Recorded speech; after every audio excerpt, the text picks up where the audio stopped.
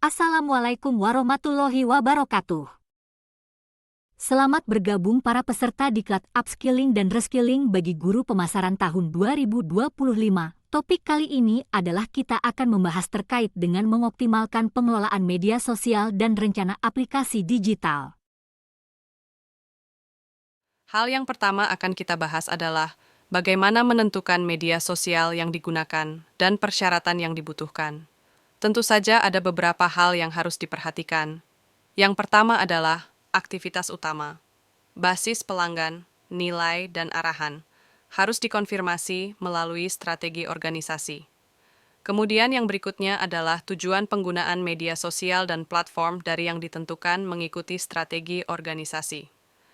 Berikutnya adalah fungsi platform dinilai untuk melayani segmen pelanggan tertentu. Media sosial dan platform daring dipilih yang paling cocok dengan tujuan dan target pelanggan.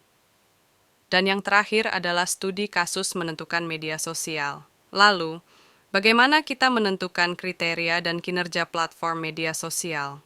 Ada beberapa poin yang harus diperhatikan.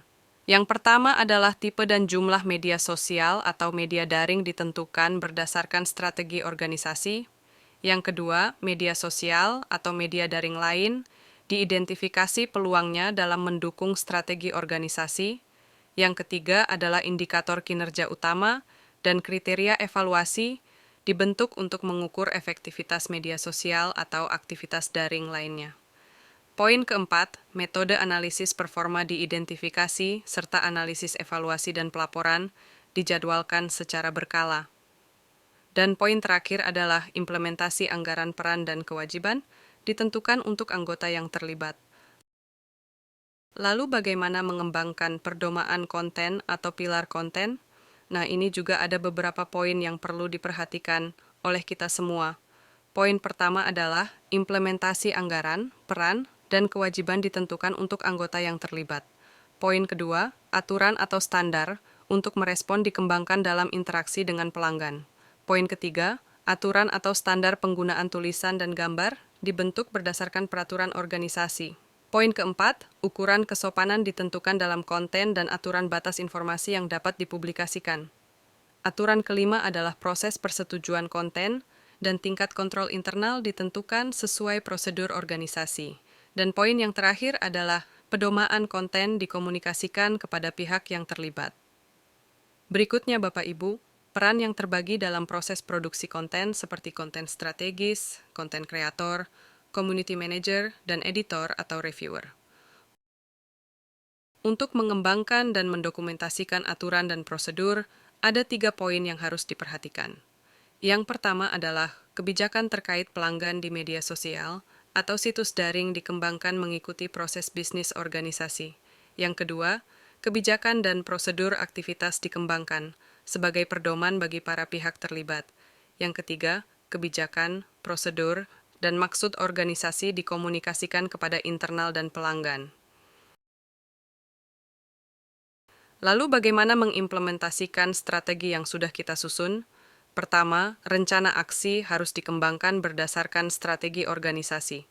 Kemudian yang berikutnya, tentu saja dokumentasi untuk media sosial atau aktivitas daring perlu dipersiapkan sesuai dengan strategi organisasi. Dan berikutnya, prioritas, tanggung jawab, target, dan jadwal atau timeline diidentifikasi dan dikomunikasikan kepada tim. Dan yang terakhir, aktivitas daring atau media sosial dipantau secara berkala. Pemilihan strategi dalam memasarkan produk melalui sosial media penting dengan beberapa poin yang diperhatikan, yaitu cloud walking, microblog, search optimization, content rating, image sharing, social network, video sharing, serta podcast. Nah, Bapak dan Ibu semua, dari seluruh penjelasan yang sudah disampaikan, maka kita sampailah pada kesimpulan yaitu pengoptimalan pengelolaan media sosial dan rencana aplikasi digital sangat penting untuk meningkatkan efektivitas komunikasi dan interaksi dengan audiens. Dengan strategi yang tepat, konten dapat disesuaikan untuk target pasar, memperkuat brand awareness, serta memaksimalkan penggunaan data untuk keputusan yang lebih tepat dan responsif dalam perkembangan teknologi. Sekian Bapak dan Ibu, Sampai ketemu di pembelajaran atau unit kompetensi lainnya. Terima kasih.